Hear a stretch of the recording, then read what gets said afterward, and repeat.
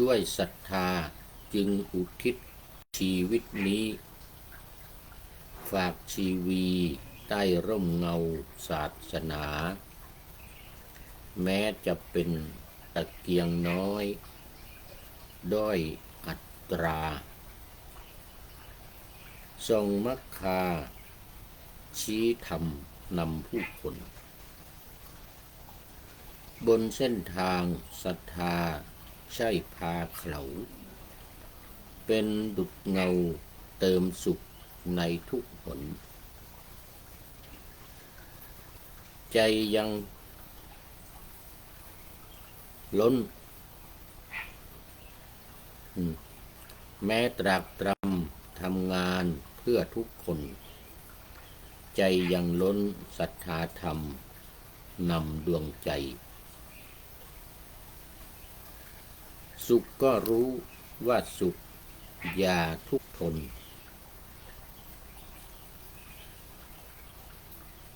ทุกหนรู้ว่าทุกสุขชะไหนทั้งสุขทุกข์หมุนเวียนและเปลี่ยนไป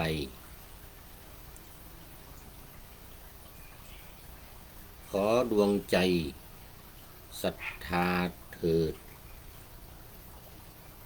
ศรัทธาเกิดประเสริฐเอ่ยขอถวายความนอบน้อมแด่พระรัตนตรัยมีพระพุทธเจ้าเป็นต้นขอถวายความเคารพพระมหาเถระพระเถรานุเถระเจ้าคณะพระสังฆาธิการทั่วโลกมีพระเดชพระคุณพระธรรมเสนาบดีเจ้าคณะภาค7วัดพระธาตุดอยสุเทพเป็นต้นและขออำนวยพรแด่ท่านผู้ฟังท่านผู้ชมสาธุชนพุทธบริษัททั้งหลายวันนี้รายการพระไตรปิฎกลอยฟ้าก็ลอยมาจากวัดพระธาตุดอยสุเทพเพื่อเข้าสู่สถานีวิทยุ5แห่งคือ 1. สถานีวิทยุพระพุทธศาสนาแห่งชาติและจริยธรรมวัดพระธาตุดอยสุเทพระบบ FM 96 เมกะเฮิรตซ์มีพ่อครูวรรลบนามวงพรหมเป็นผู้อำนวยการอาจารย์พระมหาประสิทธิ์ประสาธิโกเป็นหัวหน้าสถานีและอาตมาภาพพระครูปริยัติยานุศาสตร์เป็นผู้บรรยายเป็นประจำทุกวันเวลา5 ทุ่มตรงถึงเที่ยงคืน2. สถานีวิทยุเพื่อการศึกษาพระพุทธศาสนาและวัฒนธรรมวัดฝายหินตำบลสุเทพอำเภอเมืองจังหวัดเชียงใหม่มีพระครูสมุวิสุวัตวรกิจโยเป็นผู้อำนวยการ 3. สถานีวิทยุคลื่นสีขาวชาวประชาวัดปากทางเจริญอำเภอดอยหล่อจังหวัดเชียงใหม่มีท่านพระครูอภิวัฒนวิกรมรองเจ้าคณะอำเภอดอยหล่อวัดปากทางเจริญเป็นผู้อำนวยการ 4. สถานีวิทยุชุมชนคณะสงฆ์อำเภอฝางจังหวัดเชียงใหม่วัดพระพุทธบาทอุดมหรือน้ำบ่อสาวามีพระเดชพระคุณหลวงพ่อพระครูสุจิตตานุรักษ์หลวงพ่อเจ้าคณะอำเภอฝางเป็นผู้อำนวยการและสุดท้ายสถานีวิทยุมจร.วิทยาลัยสงฆ์นครลำปางมีอาจารย์จิรศักดิ์ปั่นรำเป็นผู้อำนวยการทั้ง4สถานีหลังนี้นำออกอากาศเวลาเดียวกัน8 ถึง 9 นาฬิกาวันจันทร์ถึงวันศุกร์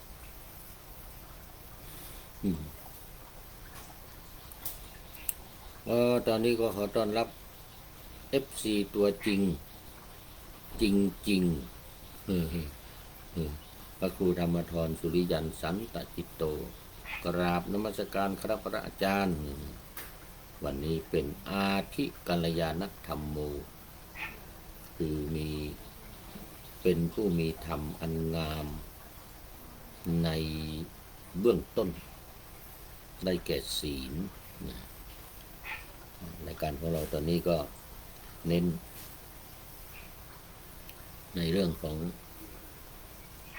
ไตรสิกขา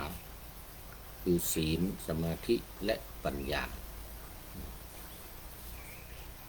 ยกให้ท่านผู้ชมที่เข้ามาในช่วงแรกๆของรายการ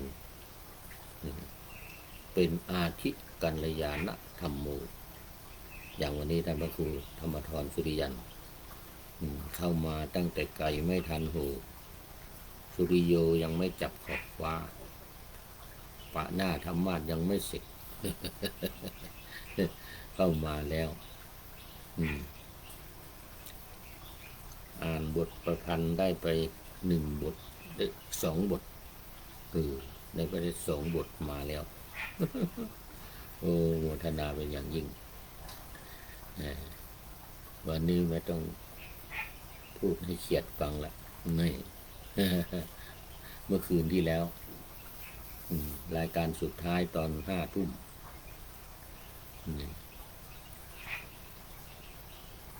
ให้เขียดฟังไม่มี FC เข้ามามันดึก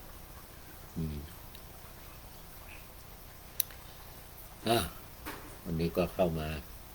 สู่เนื้อหาสาระของธรรมะกันเลยพระไตรปิฎกลอยฟ้าวันนี้ยังอยู่ในเรื่องเดิมคือมงคลสูตรในพระสุตตันตปิฎกเล่มที่25ขุททกนิกายขุททกปาฐะทั้งหมดมีอยู่9 เรื่องด้วยกันมงคลสูตรนี่รู้สึกว่าจะเป็นเรื่องที่8หรือ9เนี่ยลืมไปแล้วนี่มาว่าไปแล้ว3 เรื่อง4 เรื่องก็คืออเสวนาจะพาลานังการไม่คบคนพาลบัณฑิตานันจะเสวนาการคบแต่บัณฑิตปูชาจะปูชนียานังการบูชาบุคคลผู้ควรบูชาใน3และ4ปฏิรูประเทศวาโสอยู่ในประเทศอันสมควรจบไปแล้วเมื่อวานวันนี้ก็จะเป็นเรื่องที่5ปุพเพกตปุญญาตาความเป็นผู้มีบุญอันได้สร้างไว้ในปางก่อนสร้างไว้ในปางก่อนนั้นก็เข้ามาสู่เนื้อหาของคำว่าบุญที่ได้สร้างไว้ในปางก่อนคำว่าบุญนี่มันเป็นหมายถึงความสุขปุญญะเนี่ยนะเหมือนที่พระพุทธองค์ตรัสไว้ว่าสุขัสสะนามังภิกขเวปุญญานิดูก่อนภิกษุทั้งหลายคำว่าบุญนี้เป็นชื่อของความสุขสุขัสสะนามังเป็นชื่อของความสุข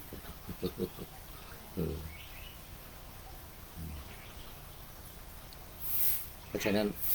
การทำอะไรที่มันเป็นความสุขที่มันจะทำให้เกิดความสุขเนี่ยคือการทำการสร้างบุญไว้ในปางก่อนก็คือสร้างความสุขทำความสุขทำสาเหตุแห่งความสุขไว้ในภพก่อนปางเมื่อชาติก่อนมาชาตินี้ก็จะตามมาส่งผลให้ได้รับบุญนั้นคือความสุขนั้นตามบุญญกรรมคือการกระทำบุญที่ได้สั่งสมไว้ได้บำเพ็ญไว้ นี่เราก็มาดูข้อความในพระไตรปิฎกที่ว่ามีบุญทำไว้ในปางก่อนหมายถึงเดี๋ยวก่อนในปางก่อนหมายถึง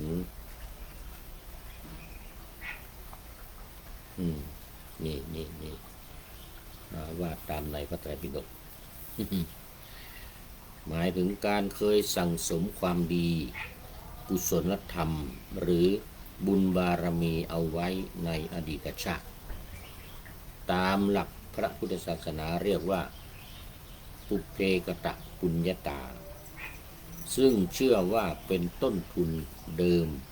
ที่ส่งผลให้บุคคลนั้นๆได้รับความสุขความเจริญสำเร็จในชีวิตหรือมีโอกาสที่ดีกว่าคนทั่วไปในภพนี้สำหรับตอนนี้ขอต้อนรับพระเดชพระคุณหลวงพ่อสุทธิสงึมรำจากจังหวัดบุรีรัมย์วันนี้เข้ามาก็ยังเป็นอาทิกัลยาณธรรมโมครับผมหลวงพ่อเป็น FC ตัวจริงมีธรรมอันงามในเบื้องต้นได้แก่ศีลครับพระเดชพระคุณหลวงพ่อ ศีลสมาธิปัญญานี่แหละรายการของเราเน้นให้ได้ศีลให้ได้สมาธิให้ได้ปัญญา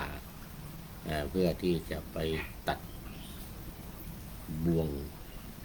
มารทั้งหลายกิเลสทั้งหลายแล้วก็เข้าสู่นิพพานไปอย่างสบายๆโดยเฉพาะได้พูดถึงเรื่องบุญวันนี้ปุพเพกตปุญญาตาเอตัมมังคารมุตตมังเนี่ยนะเป็นมงคลอันสูงสุดนี่ปุพเพกตปุญญาตาเนี่ยนะได้ทำบุญไว้ในภพก่อนในชาติก่อนในปางก่อนเป็นต้นทุนเดิมทรงให้ได้รับความสุขความเจริญเหมือนกันนะคำนี้มักถูกนำมาใช้อธิบายหรือให้เหตุผลในสถานการณ์ต่างๆเรามาดูสถานการณ์ต่างๆมีอะไรบ้าง 1. ความสำเร็จในชีวิตเมื่อใครบางคนมีฐานะร่ำรวยหรือหน้าที่การงานดีก็มักจะว่ามีบุญ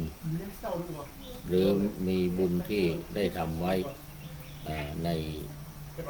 ภพก่อนชาติก่อนว่างั้นนะบุญตามมา บุญตามมาได้รับความสำเร็จในชีวิตนี่ยังไงเช่นอย่างมีฐานะร่ำรวยเนี่ยมีฐานะร่ำรวยมีเงินมีทองมีหน้ามีตามีการงานดีเนี่ยในการที่จะดำรงชีวิตพอทำงานเสร็จได้ประสบความสำเร็จได้เงินได้ทองมานี่ก็อันนี้มันเป็นบุญเก่าว่ากันนะ มันเป็นบุญเก่าว่ากันนะทั้งที่กำลังทำอยู่ใหม่ๆสดๆเห็นแต่มันเป็นผลดีไงนั้นได้ผลดีเกินคาด ได้รับความสำเร็จอย่างมหาศาลอย่างมหาศาลก็เลยมีหน้าที่การงานดีก็เป็นเหตุนำมาซึ่งความสุขในปัจจุบันก็เลยคิดจะทำนิกถะประโยชน์นะประโยชน์ในปัจจุบันอันสืบเนื่องมาจากประโยชน์หรือผลบุญหรือผลกรรมที่ได้กระทำแล้วในชาติก่อนปางก่อนคราวนี้มาดูคำว่าปางก่อนเนี่ยนะมันไม่ได้หมายถึงว่าก่อนที่จะมาเกิดอย่างเดียวนะก่อนที่จะมาเกิดอย่างเดียวหมายถึงในชาตินี้ด้วยเช่นอย่างในตอนที่เมื่อสักปี2 ปีที่ผ่านมา5 ปี10 ปีที่ผ่านมาเอาเป็นว่าตั้งแต่เด็กมาก็ได้กันอายุ12 7 ขวบ 8 ขวบเรียนมาตั้งแต่ประถมเรียนมัธยมเรียนปริญญาตรีโทเอกเสร็จแล้วกลับมาทำงานเนี่ยแล้วก็ได้เงินมากร่ำรวย นี่มันก็เป็นปุเพกตปุญญาตาคือกระทำไว้ในเมื่อสัก4-5 ปีที่ผ่านมาหรือ10 ปีมาเนี่ยที่มีความรู้ดีมีปัญญาเป็นพหูสูตรนี่ก็เพราะว่าได้เล่าเรียนศึกษามาตั้งแต่เป็นเด็กก็เป็นปุเพกตปุญญาตาเหมือนกันเพราะอะไรเพราะมันเป็นต้นเหตุที่ทำให้เกิดความสุขมีปัญญามีความรู้แล้วก็ได้สมัครเป็นครูอย่างเงี้ยถ้าจบมาสายครุศาสตร์หรือศึกษาศาสตร์เนี่ยนะก็ได้เป็นครูอย่างเงี้ยก็มีงานทำมีเงินเดือนนะเห็นไหมมันก็ตามมาเนี่ยความสุขตามมาความสะดวกสบายนี่เขาเรียกว่าเป็นบุญทั้งนั้นเลยเป็นบุญทั้งนั้นเลยเรายังไม่ต้องจำไม่ต้องพูดถึงในชาติก่อนนู้นนะ10 ชาติ 20 ชาติที่ผ่านมานู่นนะนี่ก็ได้เอาแค่ชาตินี้เนี่ยเมื่อสัก10 ปีที่ผ่านมา20 ปีที่ผ่านมานะได้เรียนหนังสือได้จบปริญญาตรีโทเอกอย่างเงี้ยนะแล้วก็ได้ใช้ความรู้นั้นสิทธิปริญญานั้นทำงานแล้วได้เงินมาเนี่ยตรงนี้เองมันก็เป็นปุเพกตปุญญาตาพอได้รับความสำเร็จในชีวิตเนี่ยนะสถานการณ์นี้หรือเหตุผลนี้จึงเป็นว่าบุญที่ได้ทำไว้แล้วแม้ว่าจะทำตั้งแต่เมื่อวานนี้ก็ตามเมื่อวันซืนนี่ผ่านไปชั่วโมง1 2 ชั่วโมง5 ชั่วโมง10 ชั่วโมงนี้ก็ตามถือว่าเป็นปุเพกตปุญญาตาคือทำบุญไว้ในปางก่อนทั้งนั้นเลยไม่จะผ่านมาแค่ชั่วโมง2 ชั่วโมงวัน2 วันเดือน2 เดือนปี2 ปีอันนี้ก็ตามเป็นปุเพกตปุญญาตาทั้งนั้นเลยส่วนที่ในภพก่อนในชาติก่อนนู้นก็มีส่วนสนับสนุนมีส่วนทำให้การงานการทำการสร้างบุญในชาตินี้ประสบความสำเร็จได้บางคนไม่ต้องทำอะไรมากมายก็ได้ผลมหาศาลรวมไปถึงเรื่องยศถาบรรดาศักดิ์ตำแหน่งหน้าที่การงานทั้งหลายด้วยมันเป็นบุญเก่าที่ได้สร้างสมไว้ที่ได้ทำไว้ในภพก่อนในชาติก่อนนั้นตามมาแต่พระพุทธองค์ทรงเตือนว่าเมื่อได้รับบุญได้รับของเก่าที่สร้างสมมาแล้วก็ไม่ควรประมาทนะต้องทำบุญใหม่ในชาตินี้ในขณะนี้เพื่อที่จะส่งผลไปในวันข้างหน้าในเดือนข้างหน้าปีข้างหน้าหรือชาติหน้านะก็อะไรเพราะที่เราได้รับมันก็คือได้ทำไว้ในชาติก่อนไงได้ทำไว้ในชาติก่อนในปางก่อนอยู่มาได้รับในตอนนี้ถ้าเราจะให้รับในตอนหน้าปีหน้าชาติหน้าหรืออะไรก็ตามก็ต้องทำไว้ตอนนี้ก็อะไรมันจะส่งผลไปถึงชาติหน้าปีหน้าวันหน้าเดือนหน้าเนี่ยอยู่ที่ปัจจุบันนี้เราทำเพิ่มเติมทำเสริมบุญเสริมบุญเก่าที่มีอยู่ให้มากขึ้นอันนี้เป็น1 ลักษณะคือความสำเร็จในชีวิต2 วาสนาความรัก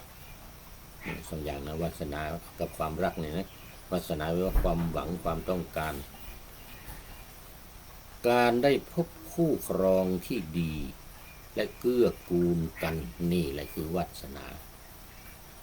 แห่งความรักได้ความรักได้คู่ครองดีมีศีลธรรม มีคุณงามความดี แล้วก็มีเงินมีทองเพราะการแสวงหาการความที่เป็นคนดีนะความที่เป็นคนดี ก็จึงสามารถได้คู่ครองที่ดีเกื้อกูลกันตามลักษณะที่ว่าบุญเนี่ยเดี๋ยวคู่ครองเนี่ยมันเกิดขึ้นได้ในสองลักษณะสองอย่างหนึ่งบุพเพสันนิวาสคือเคยได้อยู่ร่วมกันคือได้เป็นสามีภรรยากันในภพก่อนในชาติก่อนโน้นไม่รู้กี่ปีไม่รู้กี่ชาติผ่านมาแล้วเนี่ยนะบางทีอาจจะทุกชาติเกิดมาชาตินี้ปุ๊บเห็นกันปั๊บรักปุ๊บเลยรักปุ๊บปั๊บรักกันเลยเกิดมาแล้วก็รักกันเห็นกันแล้วก็รักกันเลยดังมีหลายคู่มีตัวอย่างผ่านมาเยอะแยะบางทีฐานะไม่เท่ากันฝ่ายหนึ่งร่ำรวยฝ่ายหนึ่งยากจน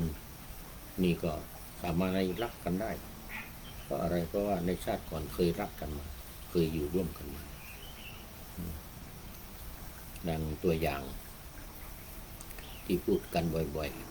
ๆเรื่องนางปตาจารานี่เป็นแบบอย่างเป็นคติที่ดีมากสุดยอดนางปตาจาราเนี่ยนะคือเห็นปั๊บรักกันเลยเห็นปั๊บรักกันเลยตามประวัติที่ว่าสามีเป็นคนยากจนอยู่ในป่าเดือนหนึ่งหรือ2 เดือน3 เดือนนี้จะเข้ามาในเมืองทีหนึ่งเป็นชาวนาเอาข้าวมาขายในฤดูการทำนาหลังเก็บเกี่ยวพอฤดูร้อนไม่ได้ทำนาก็เผาถ่านเอาถ่านมาขายเนี่ยเลี้ยงชีพอยู่อย่างนี้ไม่ได้ร่ำรวยไม่ได้มีเงินมีทองอะไรมากแล้วก็ไม่หล่อเหลาเอาการอะไรนะแต่พอเคยอยู่ด้วยกันเนี่ยนางเห็นปุ๊บนางปตาจารานี่นะเห็นปุ๊บก็รักให้คนใช้เอาของบรรณาการไปให้แล้วก็ถามว่าจะออกไปเมื่อไรจะกลับไปบ้านเมื่อไรไปออกไปในป่าเนี่ยไปบ้านของตัวเองเมื่อไรนี่เจ้านายของหนูไม่ให้มาถามแล้วก็วันพรุ่งนี้หรือเมื่อไรที่จะกลับจะไปด้วยนะจะไปอยู่ด้วยเราก็หลับไปบอกว่าเย็นนี้ขายของเสร็จพรุ่งนี้ไปพรุ่งนี้ไปกลับบ้านก็ออกทางไหนประตูไหนตูเมืองมันมีหลายประตูเนี่ยออกประตูนั้นบอกไว้ตื่นเช้ามานางก็ไปปลอมตัวไป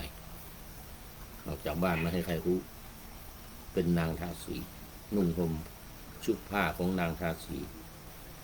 แต่พวกของไปเยอะเงินทองอะไรต่างๆของใช้อะไรต่างๆนี่นะเอาใส่ในหม้อน้ำหม้อที่จะไปตักน้ำแล้วเทินหัวนี่เอาใส่บนหัวนี่เหมือนกับนางทาสีนางทาสทั้งหลายที่จะไปเอาน้ำตามเขาออกไปพ่อแม่หรือญาติพี่น้องอะไรในหมู่บ้านก็ไม่รู้ว่าเป็นลูกสาวของเศรษฐีนี่ก็เดี๋ยวมันนี่รายการอะไรนี่พระไตรปิฎกลอยฟ้านี่นะ วาสนาความรักเนี่ยนะ ในข้อเนี้ยนี่ก็ไปเดินตามนางทาสีทั้งหลายคนที่เขาไปตักน้ำเอาหม้อใส่หัวนี่ไป ไม่ได้ใส่น้ำหรอกนะใส่ของ ใส่ของพอไปถึงประตูเมืองที่รู้ว่าคนที่มาขายฐาน ผู้ชายที่มาขายฐาน ก็เลยไปด้วยกันเลยทีนี้ไปอยู่ในป่า นี่ถือความรักเป็นอมตะ ไม่ถือฐานะเป็นสิ่งแน่นอนอย่างอาจารย์พรพิรมว่าโอ้ตอนนี้ขอต้อนรับคุณโยมจิระปรียาโยมป้อมสาธุสาธุเข้ามาแล้วเป็น ตอนนี้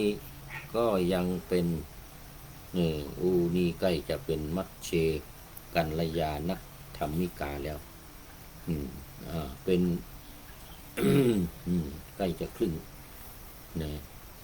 เหลืออีก2-3 นาที เป็นมัชเชกัลยาณธรรมิกาผู้มีธรรม อันงามในท่ามกลางได้แก่สมาธิ โมทนาเป็นอย่างยิ่งเนี่ยคุณโยมป้อมนี่อยู่ในอำเภอเมืองเชียงใหม่ใกล้วัดหลังวัดท่าสตอยนี่ ตำบลวัดเกตหลังวัดท่าสตอยตำบลวัดเกตเอาโมทนาเป็นอย่างยิ่งเอาหน้านี่พูดถึงวาสนาความรักนี่มันก็ไปอยู่ด้วยกันเลยทั้งที่ว่าเป็นคนยากคนจนเป็นชาวไร่ชาวนาอยู่ในป่าทำไร่ทำนาขายข้าวกินทำข้าวไว้กินแต่ว่าทำไปเผาถ่านมาขายอย่างเงี้ย นี่เรียกว่าบุพเพสันนิวาส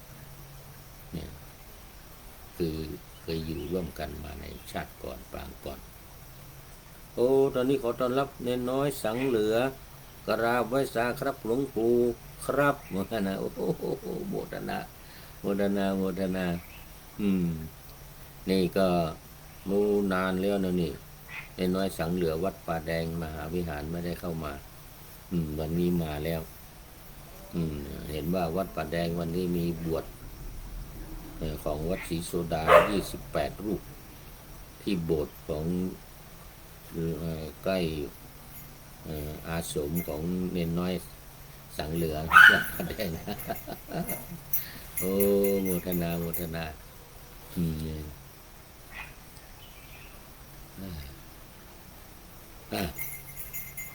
วาสนาความรักนี่นะนี่ก็เป็นบุญที่ทำด้วยกันในชาติก่อนในปางก่อนคืออยู่ร่วมกันเป็นสามีปัญญากันอันนี้ก็อีกอย่างหนึ่งนะต่อไปข้อที่ 3การพบเจอสิ่งดีงามนี่ก็เป็นบุญเหมือนกันวาสนาความรักนี่ก็เป็นบุญที่ได้สั่งสมด้วยกันมาการได้พบครูบาอาจารย์ที่ดีได้ศึกษาธรรมะหรืออยู่ในสภาพแวดล้อมที่เหมาะสมนะอันนี้เรียกว่าการพบเจอสิ่งดีงาม มีหลายลักษณะอย่างหัวข้อที่ผ่านมาหัวข้อที่ผ่านมาคือปฏิรูปเทศวาโสเนี่ยนะ การอยู่ในสถานที่อันเหมาะสมก็อยู่ในลักษณะเดียวกันคือการพบเจอสิ่งที่ดีงามเวลาไปเล่าเรียนหนังสือในโรงเรียนก็ได้พบครูบาอาจารย์ที่ดี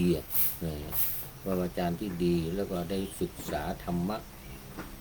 ได้เล่าเรียนธรรมะ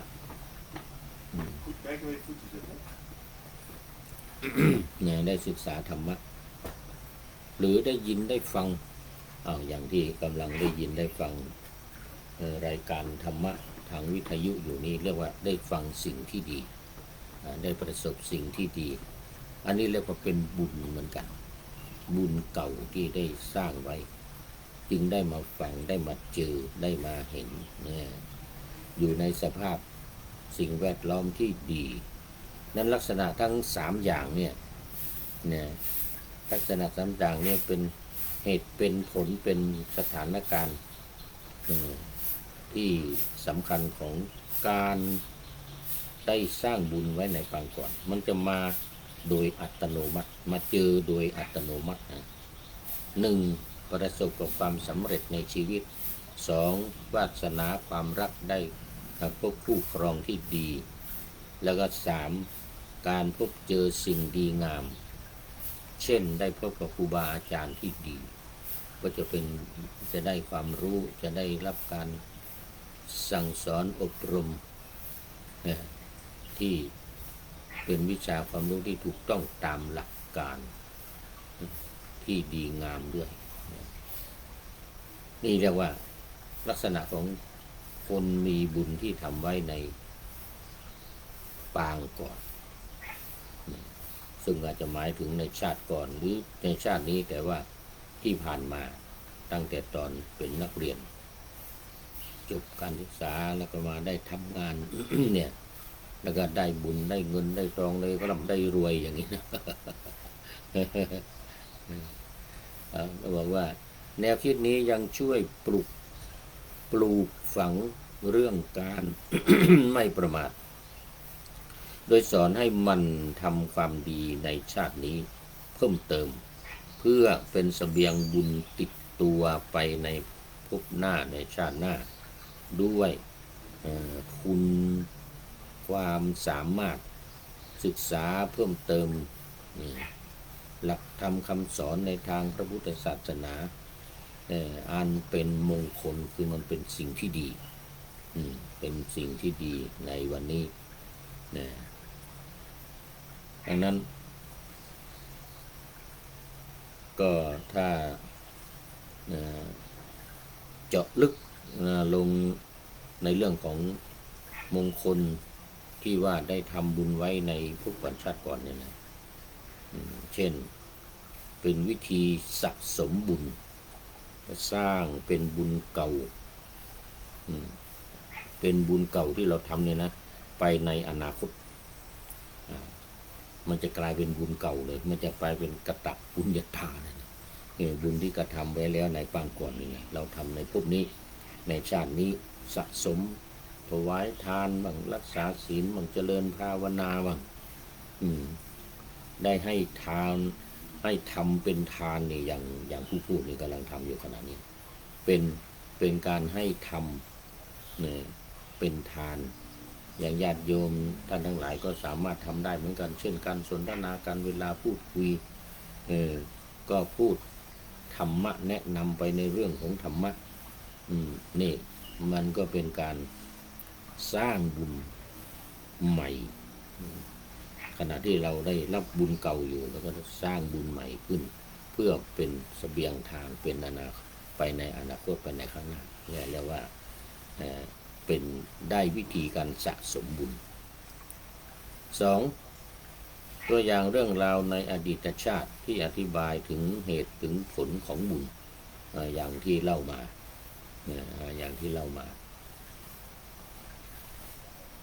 3การเปรียบเทียบระหว่างบุญเก่าและกรรมในปัจจุบันบุญเก่าที่ตามมามาลอยมาลอยแล้วก็มาดลให้เรานี่ได้ประสบอย่างไม่น่าเชื่ออย่างนี้ก็มีนะนี่ก็มีเรียกว่ามันเป็นบุญเก่าเหมือนคนถูกหวยนะถูกหวยโอ้ซื้อนิดเดียวใบเดียวถูกรางวัลที่1อย่างเงี้ยนะมันไม่ใช่ถ้าคติในทางพุทธศาสนาของเรานี่นะเราไม่ถือว่าไม่เป็นสิ่งบังเอิญแต่มันมีเหตุมีปัจจัยเหตุปัจจัยนี่คืออะไรเนี่ยที่มาได้บุญได้มาถูกหวยรวยเบอร์เนี่ยนะมันเป็นเพราะ กรรมเก่าบุญเก่าที่ได้สร้างไว้แล้วหรือที่เรียกว่าปุพเพกตปุญญาตานี่มงคลนี้เป็นมงคลข้อที่5อันนี้มาดูรายละเอียดอีกนิดหน่อยพอมีเวลา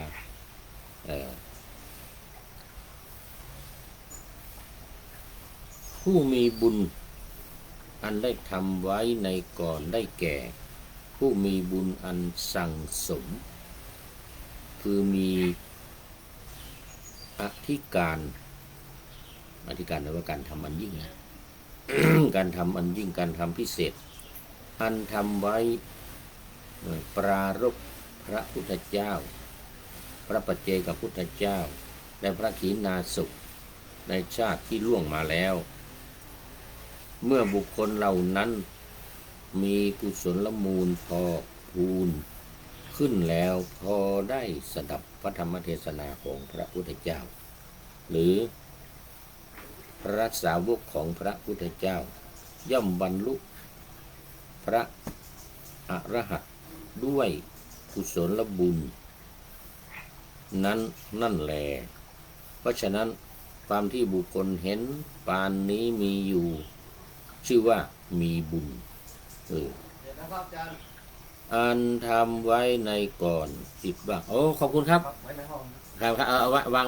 ไว้ขอบคุณมากท่านอาจารย์ธนบดีซักผ้าให้ นี่น่าจะเป็นสุดท้ายแล้วเดี๋ยวท่านจะไปจำพรรษาที่คลองสี่เป็นที่พักสงฆ์ของวัดพระธาตุดอยสุเทพเรานี่ก็เลยบอกว่าโอ้วันนี้มีแดด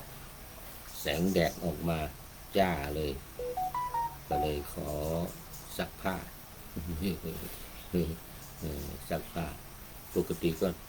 ประมาณ10 วัน15 วันหรือไม่เกิน1 เดือนก็จะขอท่านซักมันมีเครื่องซักใหญ่เป็น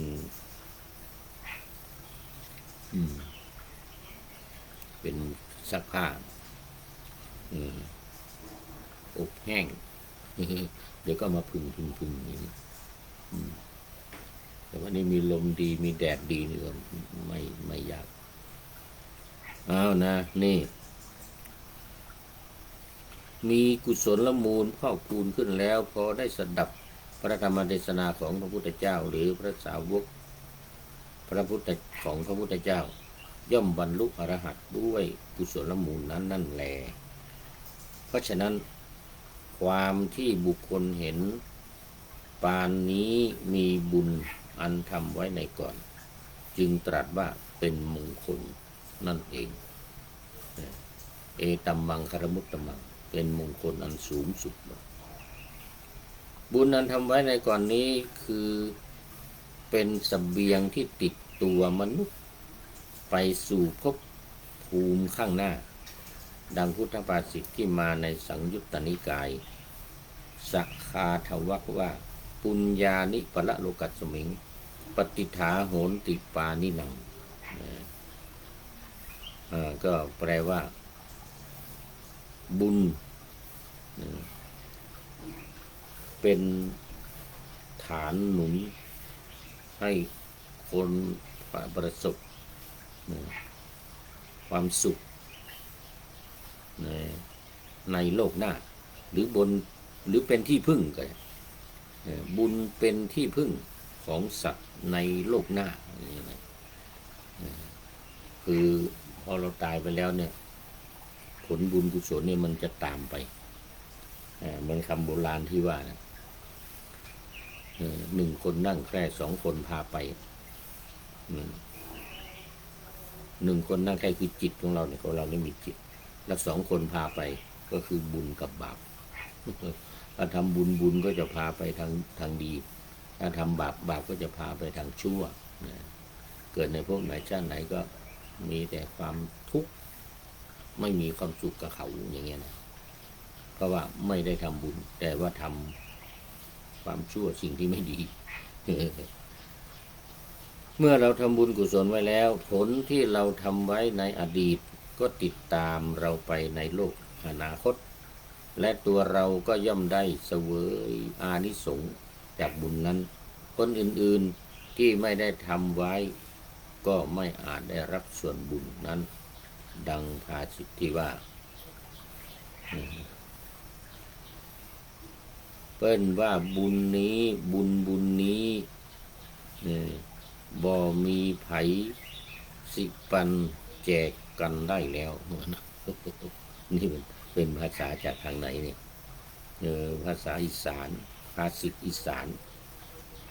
ภาษิตอีสานบอกไว้ว่าเพิ่นว่าบุญนี้บ่มีไผสิปันแจกกันได้แล้วบ่ฮอนแหกครึ่งได้คือไม้ผ่ากลางบ่ฮอนไปอิ่มท้องเดี๋ยวก่อนคือจักเอาเฮากินข้าวเฮากินกะเฮาอิ่มบ่ฮอนไปอิ่มท้องเขานั้นผู้บอกกินเขาก็บอกอิ่มนี่เป็นภาษาอีสาน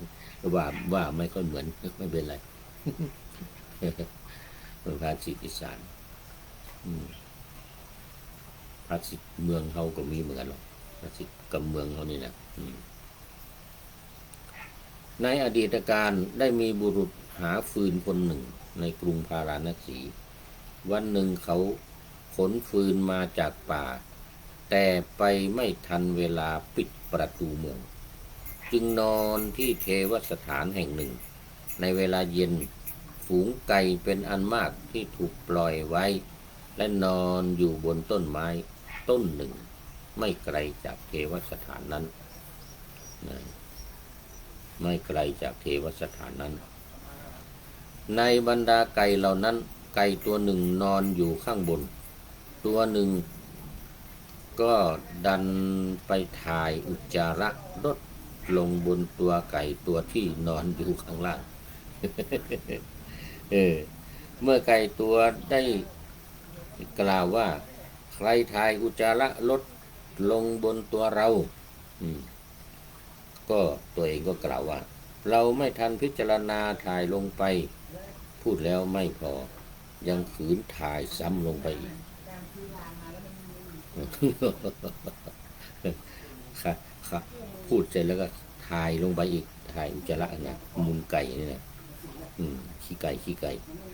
ทีนี้ไก่ทั้งสองตัวนั้นก็เกิดวิวาทะโต้เถียงกันว่าเอ็งมีดีอะไรวะคือประมาณว่าจะเอาอะไรมาสู้กับเขาว่างั้นนะ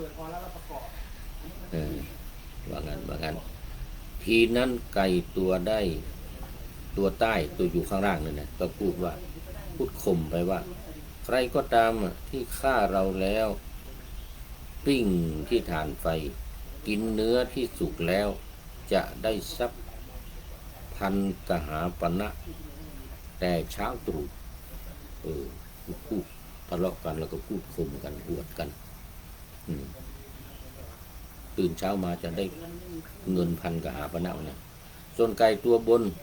ก็หัวเราะเยาะโธ่เอ้ยมีแค่นี้ทำมาอวดอ้างเหมือนกันนะข้านี่สิของแท้ว่าใครก็ตามได้กินเนื้อล่ำของเราคนนั้นจะได้เป็นพระราชาโอ้โหเกทับกันสวัสดีไปไหนอ๋อครับท่านตุลุงปู่วัดเท่านี้แหละถ้าได้กินนี่จะเป็นพระราชาว่างั้นนะไอ้เนื้อร่ำนี่นะคนที่ได้กินเนื้อข้างนอกถ้าเป็นบุรุษก็จะได้ตำแหน่งเสนาบดีแต่ถ้าเป็นสตรีจะได้ตำแหน่งอัครมเหสีว่างั้นนะโอ้โหส่วนคนกินเนื้อติดกระดูกถ้าเป็นคฤหัสถ์จะได้ตำแหน่งขุนครังถ้าเป็นบรรพชิตจะได้เป็นราชกุลุปกะคือผู้เข้าถึงราชสกุลถ้าเป็นบรรพชิตคือเป็นพระนี่นะก็จะเป็นพระที่เข้าถึงราชสกุลพระราชาทรงเป็นอุปถัมภก ไอ้เจ้าบุรุษหาฟืนนอนอยู่ได้ยินคำของไก่ทั้งสองตัวก็ยิ้มกริ่มเลยทีเนี้ย แล้วจึงค่อยๆย่องขึ้นไปจับเอาไก่ตัวบนข้าเสียด้วยหมายใจว่าข้าจักเป็นพระราชาจากนั้นจึงไปเรือนหาพัญญาแล้วสั่งว่าเธอจงปรุงเนื้อไก่นี้ให้ได้ให้ดีนะ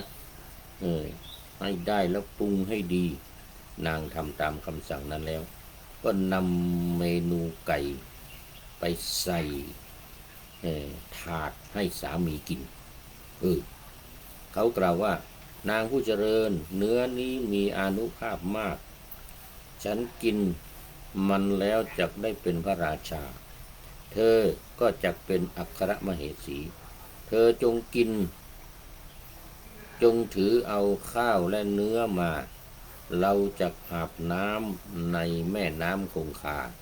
แล้วจึงบริโภคด้วยกันเหมือนกันไปอาบน้ำก่อนยังไม่กินเอาเนื้อมาเอาใส่ถาดมาเดี๋ยวเราเอาไปวางไว้เราไปอาบน้ำก่อนน้ำคงคาก่อนภรรยาและสามีก็พากันไปที่น้ำจัดแจงวางภาชนะใส่ข้าวไว้ใกล้ฝั่งแม่น้ำคงคาแล้วก็ลงไปอาบน้ำบังเอิญเหลือเกินว่าในขณะที่ทั้งคู่กำลังอาบน้ำอยู่นั้นก็ดันมีลมพายุเกิดขึ้นแล้วพัดเอาภาชนะใส่ข้าวนี่นะลอยหายไปลอยน้ำหายไปอดเลยสิครับอดเลยทีนี้ ความหวังที่จะได้เป็นพระราชาหายวับไปกับตาหายวัดไม่ในพริบตาเลยนี่นะสาเหตุที่เป็นเช่นนั้นก็เพราะว่าบุรุษหาฟืนคนนั้นกับภริยาเนี่ยไม่มีคุณสมบัติเพียงพอที่จะได้รับสิรินั้นไปครอบครองเอาไปครอบครองไม่ได้อันนี้จะเป็นพระราชาปัญญาก็จะเป็นอัครมเหสีอย่างนี้นะลมพาไหลล่องน้ำลอยน้ำไปทีนั้นดาบทจากสุทิพกุลุปกะของมหาอมาตย์เนี่ยควานช้างรูปหนึ่งพักอยู่ในราชอุทยานพิจารณาด้วยจักษุทิพย์ว่าอุปถาของเราไม่สละตำแหน่งควานช้างเมื่อไรเนาะจึงจะได้สมบัติเหมือนนั้นทราบเหตุนั้นแล้วก็จึงไปนั่งอยู่บนเรือนของควานช้างก่อนเขาจะกลับมาถึงฝ่ายท่านควานช้างมาถึงแล้วก็สั่งให้คนนำภาชนะใส่ข้าวนั้นมาถวายแก่ดาบทอาจารย์ของตนเองโอ้นี่มันข้ามไปหน่อยเมื่อกี้นี่ ภาชนะใส่ข้าวมันลอยไปหาคนที่คู่ควรก็คือมหาอมาตย์ควานช้างผู้หนึ่งที่กำลังให้ช้างอาบน้ำอยู่ในแม่น้ำเขามองเห็นภาชนะใส่ข้าวนั้นถูกกระแสน้ำพัดมาจึงให้คนยกขึ้นเห็นอาหารทั้งหมดแล้วสั่งให้ปิดภาชนะใส่ข้าวนั้นแล้วส่งไปให้แก่ภรรยานี่มันข้ามมาเมื่อกี้นี้ทีนี้ดาบทเห็นการนั่นที่ว่าเมื่อกี้นี่นะดาบทจึงจัดการให้แบ่งเนื้อออกเป็นส่วนๆให้คนที่จะได้ตำแหน่งนั้นๆกินเนื้อส่วนนั้นไปส่วนตนเองก็กินเนื้อติดกระดูกพอทุกคนได้กินกันหมดแล้วจึงเฉลยความลับไปว่าจากนี้ไป3 วันท่านจะเป็นพระราชารักษาเนื้อรักษาตัวให้ดีนะแล้วก็ลาไปดาบทมา3 วันผ่านไปพระเจ้าสามนองค์หนึ่งเสด็จมาล้อมกรุงพาราณสีเอาไว้พระราชาทรงปลอมพระองค์โดยให้นายควานช้างทรงเครื่องพระราชาไว้แทน แล้วพระองค์ในร่างปลอมก็ออกเสด็จตรวจกองทัพและถูกลูกศรลูกหนึ่งแทง สวรรคตในที่นั้นเองพระราชาตายควานช้างทราบความที่พระราชานั้นสวรรคตแล้วจึงนำกหาปณะเป็นอันมากออกมาแล้วให้คนตีกลองเที่ยวเปล่าประกาศว่าใครอยากได้ทรัพย์ก็จงรบพลนิกายก็ ฮึกเหิมจึงช่วยกันลบจนได้ชัยชนะในสงครามนั้นครั้งนี้ก็คือมีคนยกกองทัพมาจะตีเมืองจะตีเมืองพาราณสีนี่นะควานช้างนี่ก็ประกาศเอาช่วยกัน พวกอมาตย์เมื่อทำการถวายพระเพลิงพระศพพระราชาของตนแล้วก็ปรึกษากันว่าพระราชาเมื่อยังทรงพระชนอยู่ได้พระราชทานเพศของพระองค์แก่ควานช้างนี้ว่านะควานช้างนี้แท้ๆทำการรบจนสามารถกู้ราชสมบัติเอาไว้ได้พวกเราจะให้ราชสมบัติแก่ควานช้างนี้แหละดังนี้แล้วจึงพร้อมใจกันอภิเษกควานช้างให้เป็นพระราชาพร้อมทั้งภริยาของเขาให้เป็นอัคคมเหสีก็ได้กินไก่ทั้งเนื้อคนนั้นกินอกคนนั้นกินเนื้อคนนั้นกินนี่ที่สำคัญที่ว่าไว้นะ ก็ได้เป็นพระราชาสมปรารถนาส่วนพระดาบทก็ได้ราชกุรุปกะสมปรารถนาไปตามกันเลยทีเดียวคือดาบทก็ได้พระราชาเป็นอุปถัมภกเขาเรียกว่ากุรุปกะราชนุกูลราชกุรุปกะเกี่ยวกับเรื่องดังกล่าวนี้พระศาสดาจึงได้ตรัสแสดงพระคาถาไว้ว่าคนไม่มีบุญมีศิลปะก็ตามไม่มีศิลปะก็ตามความขวนขวายรวบรวมทรัพย์ใดไว้เป็นอันมากคนมีบุญเท่านั้นย่อมบริโภคทรัพย์เหล่านั้นนายควานช้างได้เลยทีนี้สองสามีภรรยาที่ลงอาบน้ำแล้วก็น้ำพัดไปนะไม่ได้อะไรก็ไม่มีบุญได้สร้างมาโภคะเป็นอันมากล่วงสัตว์เราอื่นเสียเกิดขึ้นแก่คนผู้ทำบุญไว้ในที่ทุกสถานทีเดียวอันหนึ่งโภคะเป็นอันมากย่อมเกิดขึ้นในที่แม้มิใช่บ่อเกิดทั้งหลายไม่ใช่บ่อเกิดทั้งหลายก็เกิดทรัพย์สมบัติเหล่านี้นะสำหรับเรื่องนี้ก็นี่นำมาเล่าโดยคุณสภาศรีคำเวียงขอบพระคุณทุกท่านที่ติดตามมานะเรื่องเล่าประกอบเกี่ยวกับบุญที่ทำไว้ในปางก่อน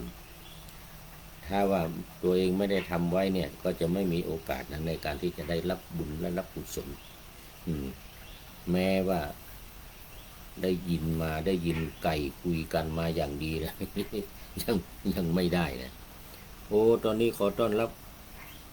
อรชรลิซ่าแมนซองกราบนมัสการวันพระเจ้าวันนี้วันศีลนมัสการวันพระคุณโยมอรชรลิซ่าเดี๋ยวก่อนโยมอรชรลิซ่านี่จากไหนเป็นคนไทยเรานี่เนี่ยจากอังกฤษหรือเปล่านี่นะวันนี้ดูโปรไฟล์แล้วจำไม่แม่นยำต้องขออภัย คุณโยมอรชรลิซ่าโมทนาเป็นปริโยสานะกัลยาณธรรมิกานี่ตอนนี้หมดเวลาเลยคุณโยมอรชรเป็นปริโยสานะกัลยาณธรรมิกาเป็นผู้ที่มีธรรมนะเป็นผู้ที่มีธรรมอันงามในที่สุดได้แก่ปัญญาของเราเน้นศีลสมาธิปัญญา รมาเบื้องต้นอย่างวันนี้หลวงพ่อสุทธิสงึมรำเดี๋ยวก่อนหลวงพ่อสุทธิสงึมรำมีท่านหนึ่งลืมไปแล้วเนี่ยเมื่อกี้นี่เองก็ลืมไปแล้ว แล้วคุณโยมจิระปรียานี่เป็นมัชเชกัลยาณธรรมิกาแล้วก็สามเณรน้อยสังเหลือวัดป่าแดงด้วยเป็นมัชเชกัลยาณธรรมโม มีความงามในท่ามกลางมีธรรมมันงามในท่ามกลางส่วนคุณอรชรดิซ่านี่นะก็เป็นผู้มีความงามในที่สุดเรียกว่าปริโยสานะกัลยาณธรรมิกาโอ้โมทนาเป็นอย่างยิ่งนะหมดเวลาพอดีนี่ก็เข้ามาดูข้อคิดท้ายรายการวันนี้ข้อคิดท้ายรายการวันนี้ได้จากอะไรเนาะนี่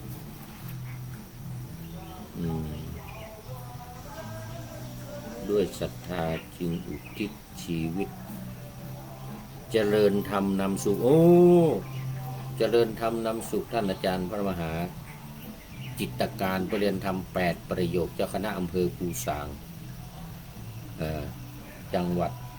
พะเยาภูซางนู่นเจ้าคณะตำบลเจ้าอำเภอเจ้าคณะอำเภอภูซางจังหวัดพะเยาเขาได้เขียนคำคมคารมพระนะ เป็นข้อคิดท้ายรายการวันนี้ว่าด้วยศรัทธาจึงอุทิศชีวิตนี้ฝากชีวีใต้ร่มเงาศาสนาแม้จะเป็นตะเกียงน้อยด้อยอัตราส่องมักคาชี้ธรรมนำผู้คนนี่บนเส้นทางศรัทธาใช่พาเขาคือไม่ใช่พาให้ไปโง่เขานะไม่เป็นคนโง่คนเขาเป็นดุจเงาเติมสุขในทุกหนแม้ตรากตรำทำงานเพื่อทุกคนใจยังล้นศรัทธาธรรมนำศรัทธาธรรมใจยังล้นศรัทธาธรรมนำดวงใจทุกสุขก็รู้ว่าสุขอย่าทุกทนทุกหนรู้ว่าทุกสุขฉะไหนทั้งสุขทุกหมุนเวียนและเปลี่ยนไปขอดวงใจศรัทธาเกิดประเสริฐนี่เป็นปณิธานเนี่ยเป็นคำคมคารมพระของท่านอาจารย์พระมหาจิตการเนี่ยเดี๋ยวฉายาลืมไปเจ้าคณะอำเภอภูซางจังหวัดพะเยาประเรียนธรรม8ประโยคนี่สมัยก่อนเป็นครูสอนเป็นครูใหญ่อยู่วัดฝายหินสอนบาลี สมัยผู้พูดอยู่วัดฝายหินนี่นะท่านอาจารย์พระมหาจิตการสอนบาลีที่วัดฝายหินสอนนักเรียนบาลีสอบได้กันหลายลูกตอนนี้เป็นเจ้าคณะอำเภออยู่ที่อำเภอภูซางจังหวัดพะเยาโมทนาขอบคุณเป็นอย่างยิ่งที่ได้ให้ข้อคิดในท้ายรายการในวันนี้ขอนำพระไตรปิฎกลอยฟ้าไปจากผู้ฟังทั้งหลายในโลกล่าวันต่อไปจะได้จรย้อนกลับมาสู่สถานีใหม่ให้ท่านฟังอย่าลืมเปิดวิทยุหรือเครื่องรับโทรศัพท์โมบายคอมพิวเตอร์ผัง YouTube เฟซเพจไลน์ให้ดังๆเพื่อชมฟังรายการวันต่อไปขอทุกท่านมีความสุขทุกคืนวันนำธรรมะประกอบการงานทั้งหลาย เช่นขยันทำงานทางวาจากาย ใจขวนขวายกิจการงานนานาบำเพ็ญสาธารณประโยชน์เว้นสิ่งที่มีโทษโหดเยี่ยงสาประกอบแต่กรรมดีมีราคา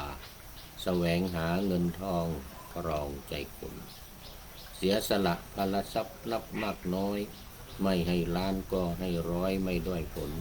เอื้อคนรวยช่วยคนยากปากคนจนให้ทุกคนเท่ากันมาตรฐานเดียวขอเจริญพร